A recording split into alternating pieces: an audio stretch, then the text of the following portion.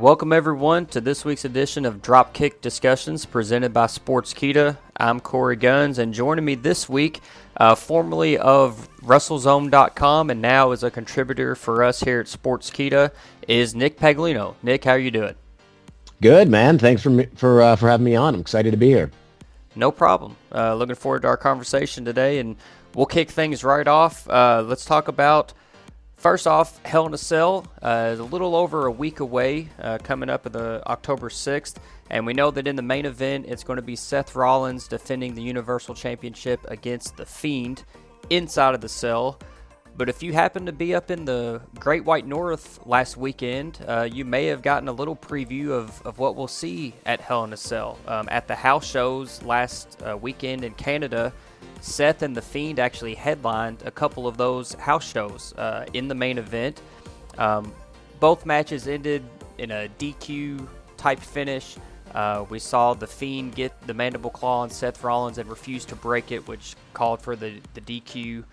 We saw The Fiend no-sell the curb stomp in those matches, and there's some video floating around YouTube and different things if you haven't seen the video, and it was very similar also to what the crowd at Raw this past Monday saw after the cameras stopped rolling when Seth and The Fiend had a little confrontation. So I want to get your opinion, Nick. We know that this isn't unusual for guys that are going to be headlining a pay-per-view to kind of go around the house show loop with each other and work out the kinks a little bit and work on some match structure. But with a character as unique as The Fiend, do you think that it's smart to have him working random house show matches with Seth before the big match at Hell in a Cell? Yeah, I think it is. Bray Wyatt, obviously a very competent in-ring wrestler, but he is a guy that's not wrestling as consistently as other headliners. You've got guys like Braun Strowman's, the Roman Reigns's, the Seth Rollins's. These guys are in the ring every week, almost every week, sometimes twice a week if they're competing on Raw and SmackDown. And Bray Wyatt just isn't getting those reps right now. So I think it's very smart for them to get Bray Wyatt in the ring with Seth Rollins before a major pay-per-view like Hell in a Cell. You know, they'll benefit a little bit from having that Hell in a Cell structure there, which will sort of prevent them from having that technical wrestling match that a lot of people maybe would expect out of the two of them if they were to just have a normal singles match. There will be a lot more, hardcore elements involved in a Hell in a Cell match. But, look, at the end of the day, really the only people who are quote-unquote being spoiled here by anything that these guys are doing at the house shows or even after an episode of WWE TV goes off the air are the internet wrestling fans. And that's really not who WWE is catering to.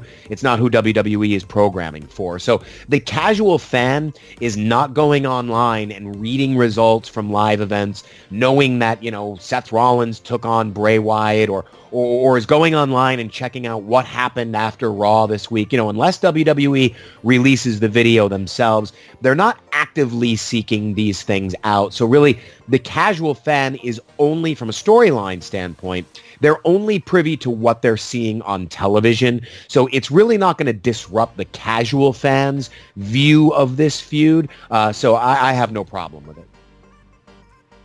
Yeah, and it's kind of a callback to, back the old school way of things. You always had your top draws at the top of your house shows, to draw those live crowds in. Back then, obviously, the house show business was probably a much bigger piece of the pie or bigger revenue for the company than it is today. But it'd be hard to argue that The Fiend is not the most over or most, at least, interest-generating character that they have on the roster right now. And if you're in a local town and see that The Fiend, Bray Wyatt, is going to be coming to your house show, I would think that would probably draw a lot more interest than probably what they've been having in their house show runs here lately with some of the headlining matches they put together. I mean, I would buy a ticket to go see The Fiend right now.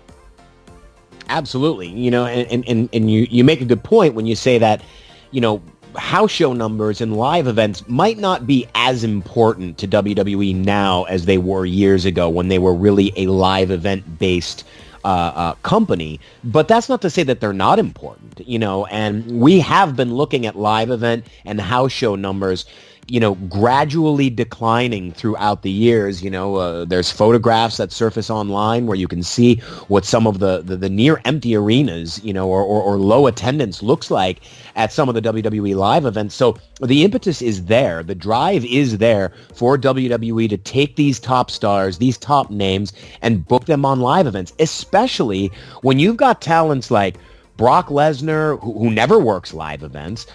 You've got guys like Randy Orton, Daniel Bryan, who are on limited schedules. They work lighter house show events.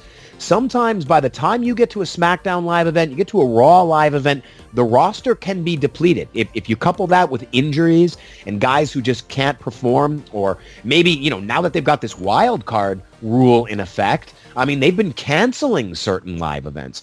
So I think it is very wise if you have a talent and he or she is available to wrestle and work, you got to put him in a live event, help draw a house, help sell tickets, because it is still an important piece of the pie, even if it's not as important as it was years ago.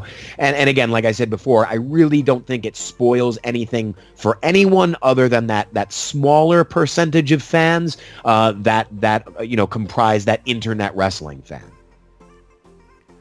Like I said, we're a little bit over a week away from the Hell in a Cell event, so I wanted to get your opinion.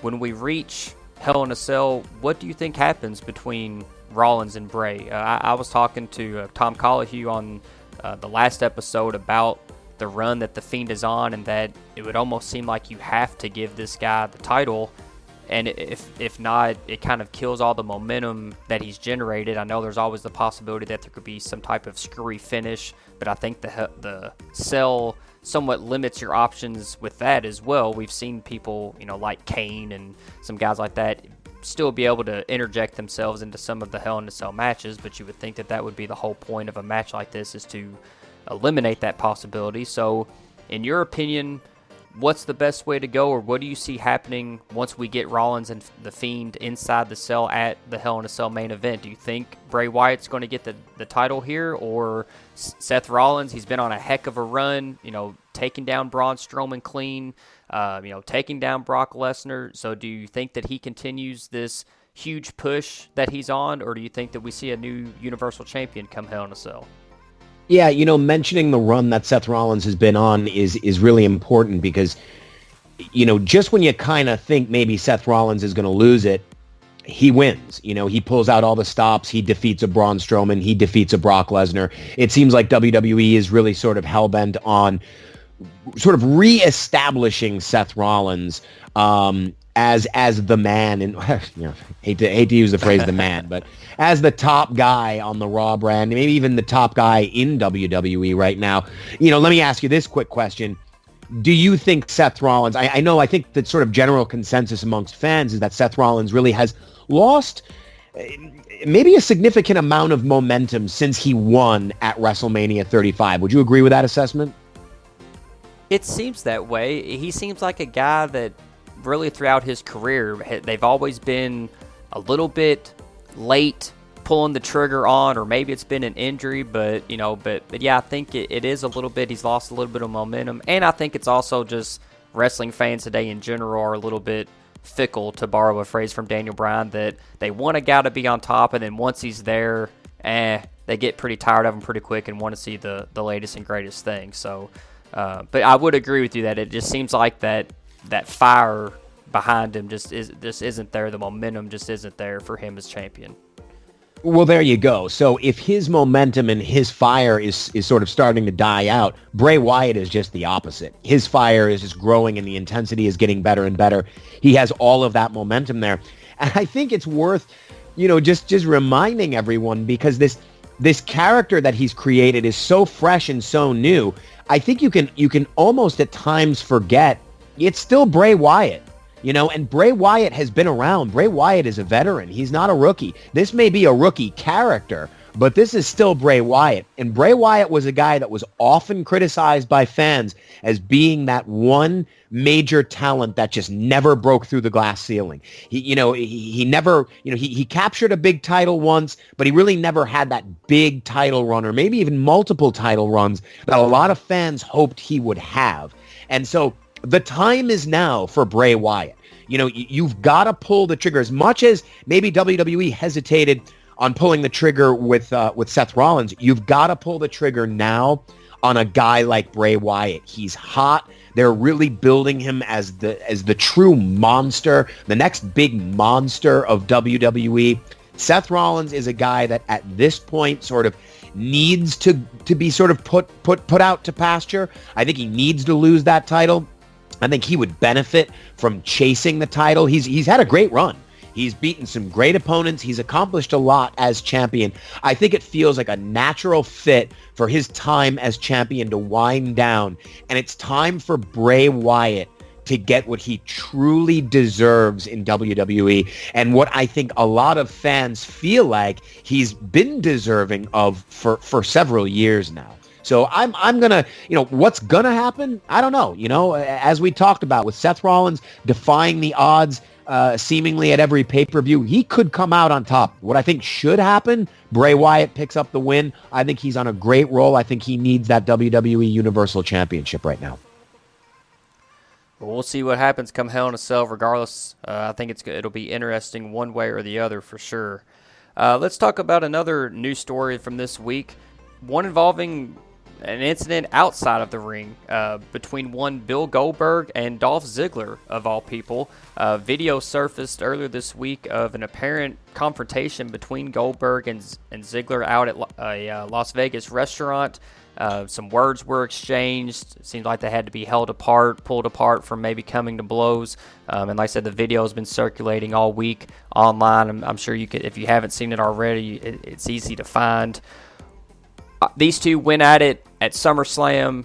Not much of a match, but basically Ziggler, being squashed by Goldberg and kind of maybe his redemption match after the debacle with The Undertaker in Saudi Arabia. Obviously, Ziggler's gone on to the Tag Team Championships and has kind of got on a little bit of a redemption tour of his own since then. But we see this video surface. First question on everybody's mind has got to be, was this a work, or is there some legit heat between these two? What were your initial thoughts when you saw the video, and then maybe since then? It's a work. Is there legit heat between the two of them? I don't know. Maybe there is. Is there any truth to what? Because, what was really interesting was after the incident happened, then Dolph Ziggler posted that follow-up tweet where did you read that, where he really went after Goldberg? Yeah. He said something about Goldberg after he's done killing the business, and again, is there any root of truth to what Dolph Ziggler is saying there? It's too hard to tell. We may never know. But why do I think it's a work?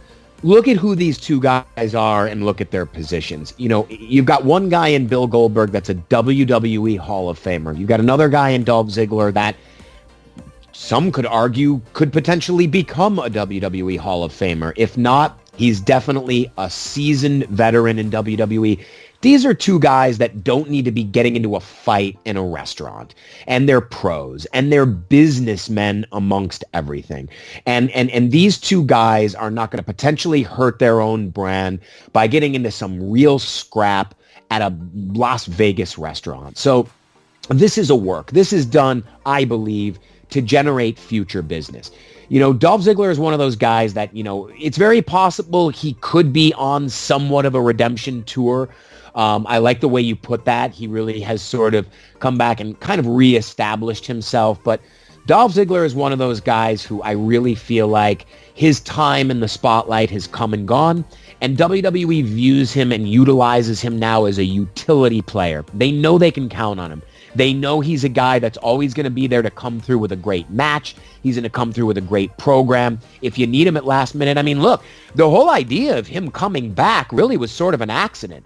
There was an opponent needed in Saudi Arabia for, I believe it was for Kofi Kingston, right? Right. And Kevin Owens was supposed to be in that match, but he didn't want to travel to Saudi Arabia. So the job went to Dolph Ziggler sort of by default. If that hadn't happened, if Kevin Owens had made the trip to Saudi Arabia, Dolph Ziggler maybe wouldn't have returned to WWE TV. So So there you go. That sort of solidifies the fact that he is that team player that WWE can rely on.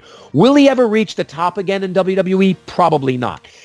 These are two guys that are sort of at the end of their careers. They're closer to the end of their careers as they are the beginning of their careers. Now you look at a guy like Bill Goldberg. In his case, it looks like he's probably going to be used along the lines of an Undertaker, where he's going to be that special attraction guy. He's going to come out every once in a while at the big events, at the bigger pay-per-views, at maybe the specials like the Raw reunion or the SmackDown special that's coming up to kick off the Fox Sports debut. He can be that guy that can come in, he can cut the promo, he can have the 2-minute match, the classic Bill Goldberg match.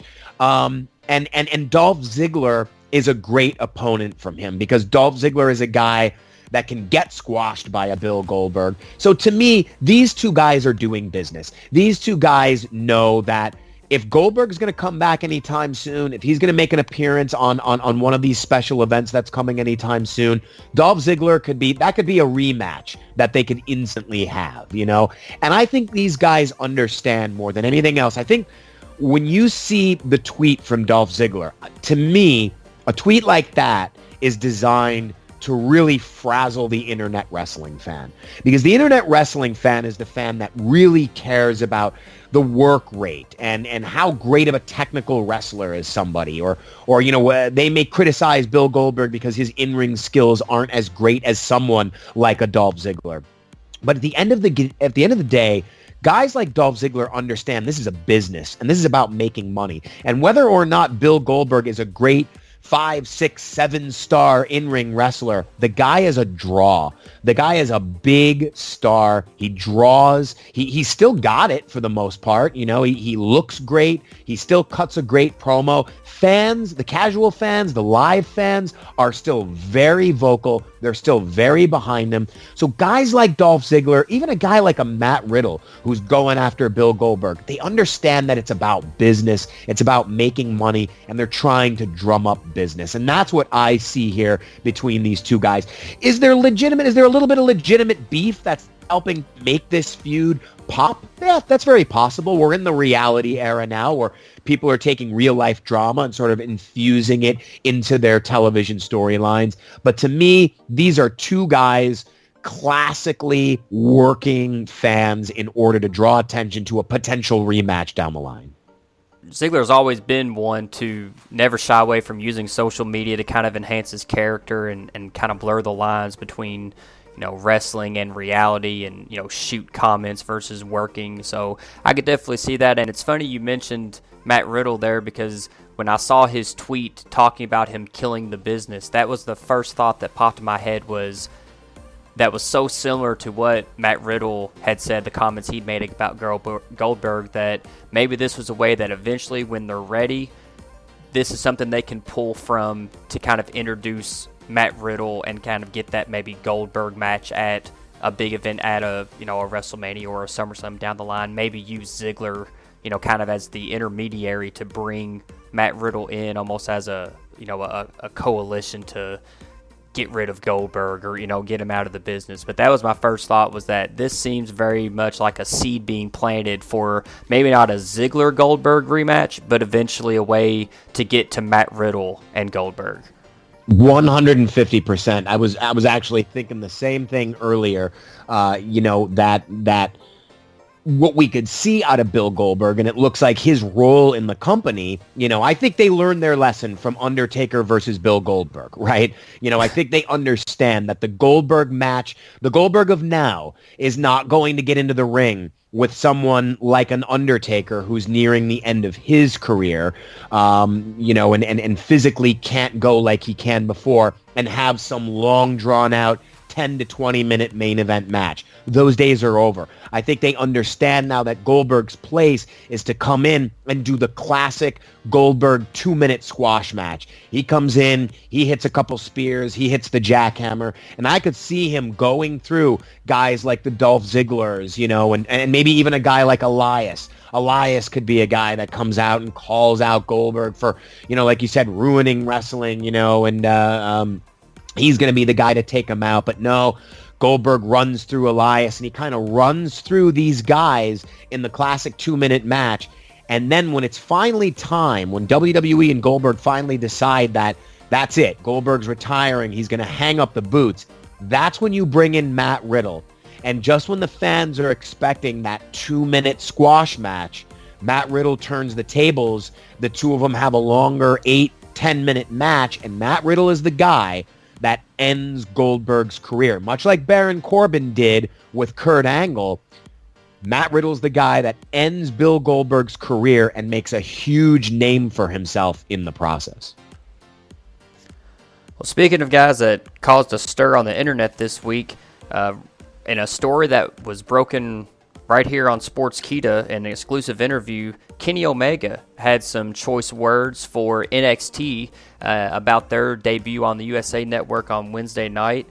Basically referred to the NXT stars as curtain jerkers, as opening guys, saying that, and I'm paraphrasing here, but basically that if Kenny Omega was on the same show as those guys, that they would be the guys that were opening the show and that Kenny Omega would be the main eventer. Not really playing nice with the competition was Kenny Omega, and it got a lot of traffic and a lot of buzz around him and AEW, and like I said, it was an interview that was exclusively available here on Sportskeeda. What were your thoughts when you first saw the comments in the interview from Kenny Omega? Again, kind of similar to Goldberg and Ziggler. Did you take that as a quote-unquote shoot from Kenny Omega? Did you think that he was working his character? I talked in previous episodes since his loss to Pac at the last AEW pay-per-view that I would like to see Kenny work as a heel going forward in AEW, that maybe a heel turn was in the works. So when I first saw this interview, I thought, well, maybe this is Kenny speaking in character, and this is going to be kind of a couple steps down the path of eventually him turning heel and him being this kind of more cocky, arrogant type of character. So I first want to get your thoughts on just the comments themselves. Did you think that they were legit comments and how Kenny Omega really feels about the WWE and NXT, or did you see this again as more of just character work, Kenny Omega the performer, the AEW star, speaking about the competition? Yeah, I think it's the latter as opposed to the former. I think what Kenny Omega understands here is that whether anyone wants to admit it or not, whether the two companies, namely WWE and AEW, want to admit it or not, this is a war. These are two companies that are now going to be going head-to-head. But it's not going to be a war in the sense that most people think.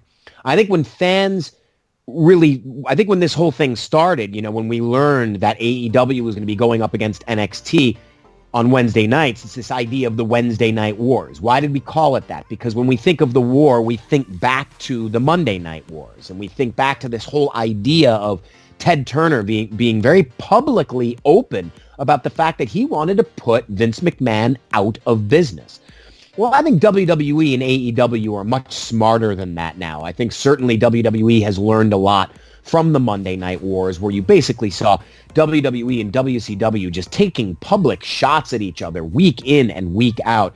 And I think both companies have grown and learned and understand that the idea here is not to put the other company out of business, even though that's the way fans are probably going to perceive it, because that's how they're trained to perceive it. That's what history was. That's what the last wars were all about.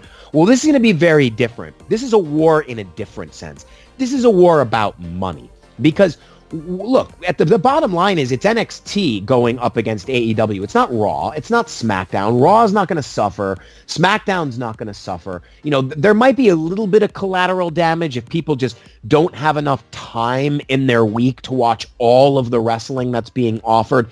They might choose to watch AEW in favor of, say, Raw or SmackDown, but there is no head-to-head war between the two main roster brands in WWE and All Elite Wrestling.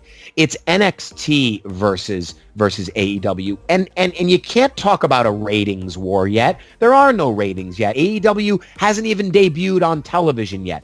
So there isn't a war from that standpoint. It's a war about money, because for the first time in a very long time, AEW is a company that has a lot of money, and it offers talents the ability now to make more choices. Let's look at the past year or so and all of the talents that have been frustrated in WWE. The Revival. 1 year ago, they were talking about leaving the company, not renewing their contracts. Where are they now? They're SmackDown, just made history becoming the SmackDown champions, tag team champions. Luke Gallows and Carl Anderson, the same thing, talking about leaving the company, not re-signing when their contracts expire. What's happened to them? They're paired up. They're reunited with AJ Styles, one of the top wrestlers in the company, and they're getting a lot of great TV time. They're towards the top of the card almost overnight. Sasha Banks takes time off the company. She's creatively frustrated after WrestleMania. Where is she now? She's co-main eventing the next pay-per-view in a title match against WWE's biggest star in Becky Lynch. If AEW didn't exist, these talents would not be given these opportunities. WWE would say, hey, if you're not happy where you're at, go. Take your ball and go. Where are they going to go?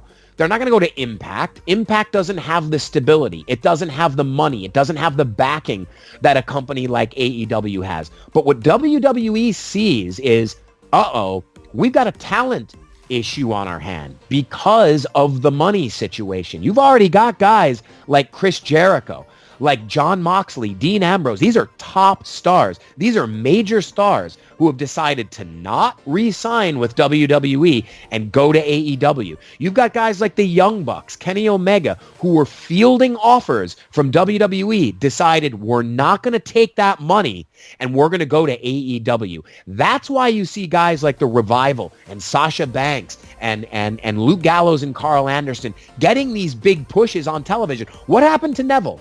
When Neville was unhappy with his position, what did WWE do? They said, sit at home. They let him sit at home because that was before this idea of AEW. But now that AEW is here, it's threatening the position of talents. They have leverage now.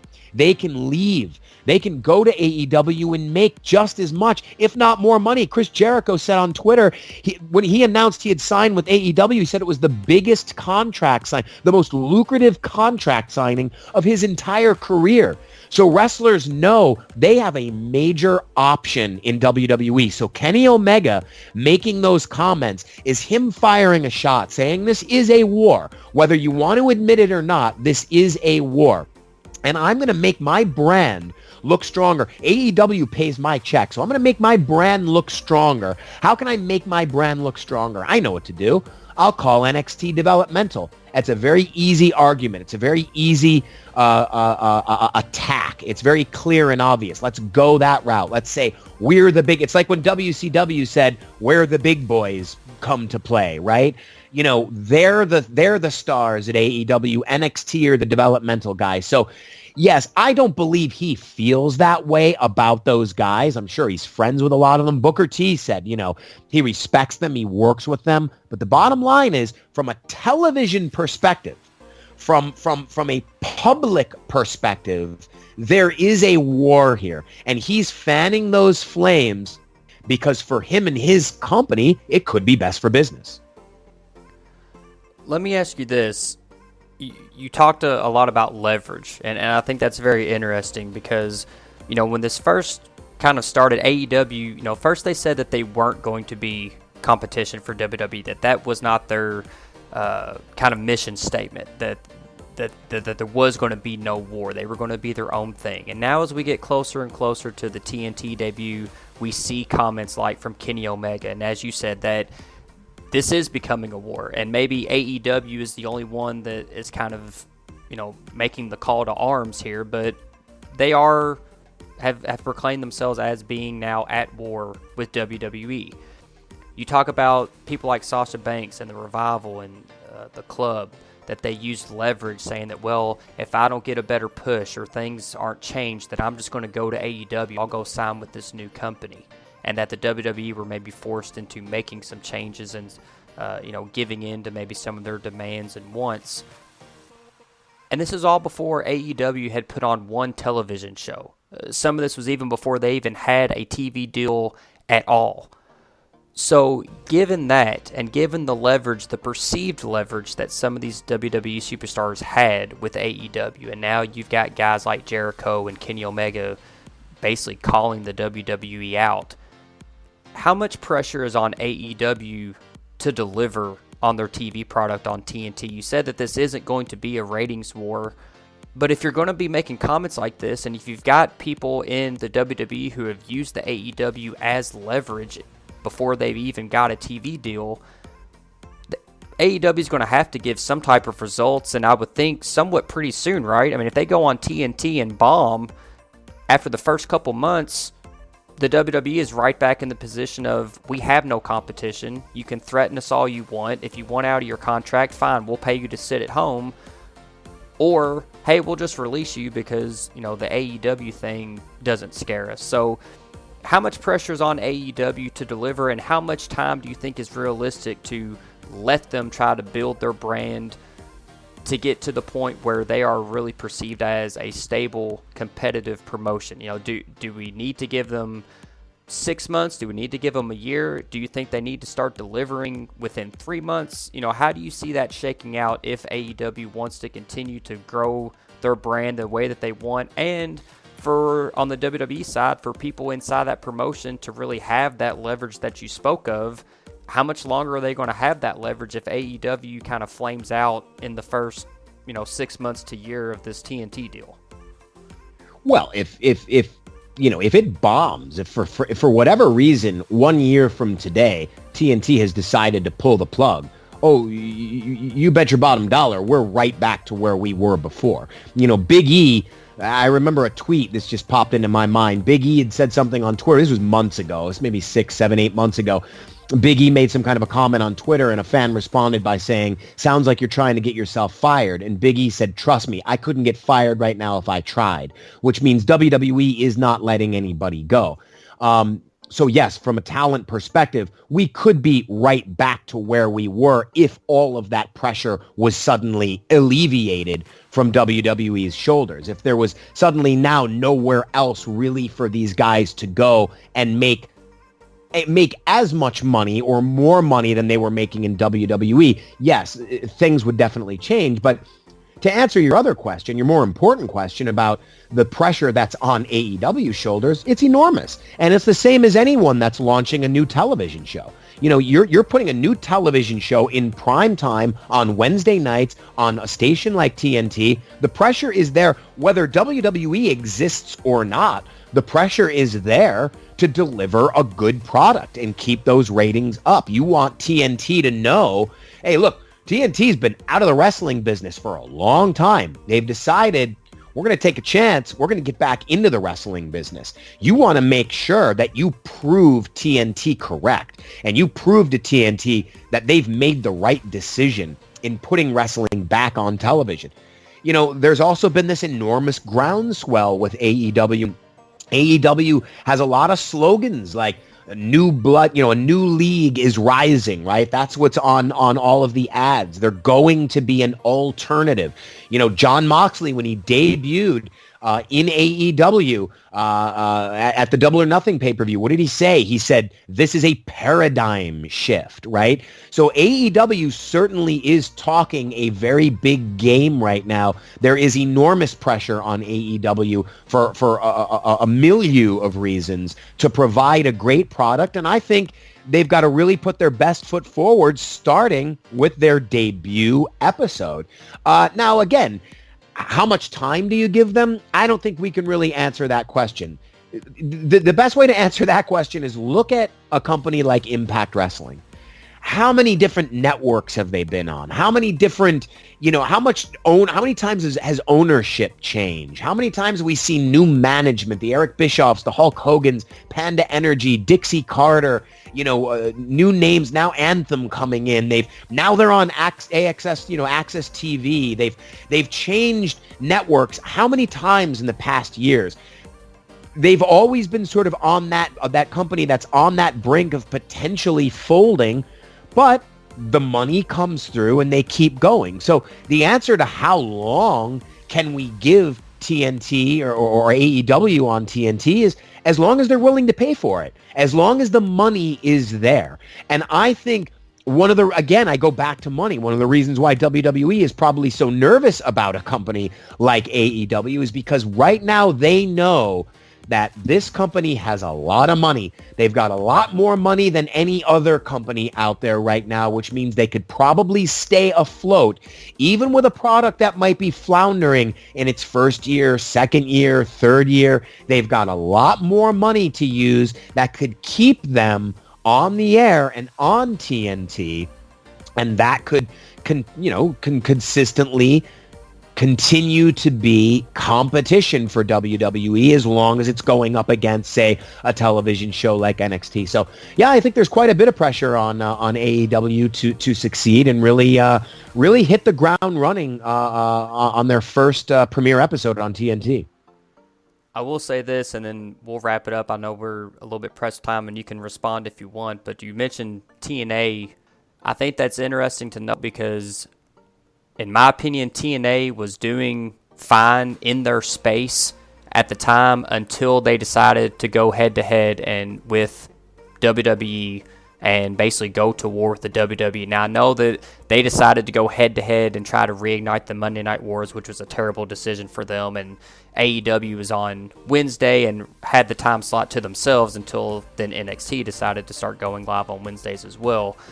But I do think it's interesting that AEW is coming out the gates gunning for the WWE. And a lot of people would say that that's where TNA and Impact made the wrong turn, was when they decided to try to outgrow their space and outgrow their niche audience and become competition for the WWE. And AEW is now jumping out the gates right from the get-go, telling everyone that will listen that, yes, we're competition for the WWE. Yes, we're gunning for them. We're gunning for their talent. We're better than NXT. We're better than Raw and SmackDown. So it'll be interesting to see how that will pay off, and like you said, how long a station like TNT and sponsorships and things are going to wait when they're talking such a big game, and to see if they can actually back up, what they're saying. Absolutely, and I think so far they've made great decisions. They're signing top talent.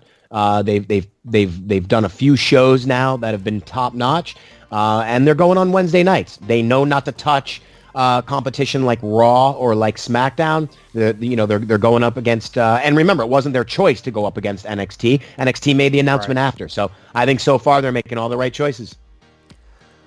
Well, it's definitely an interesting time in the wrestling business and a great time to be a fan. Nick, I want to thank you for joining us tonight. Tell our listeners where they can find you on social media, where they can find some of your work and contributions and articles. If you want to find me on Twitter, I'm at Nicky Pags. I'm not a big Twitter guy, but hey, if you feel the need to get at me, go ahead and I'll get back to you. And you can follow all of my work right over at Sportskeeda. All right, and we hope that you do that. And also, again, make sure that if you're liking what you're hearing here on Dropkick Discussions, that you are subscribing to our Sportskeeda YouTube channel so that you get all the notifications when new content goes up. Make sure you check out Nick and others over at Sportskeeda.com, and we will see you guys next time on the next edition of Dropkick Discussions presented by Sportskeeda.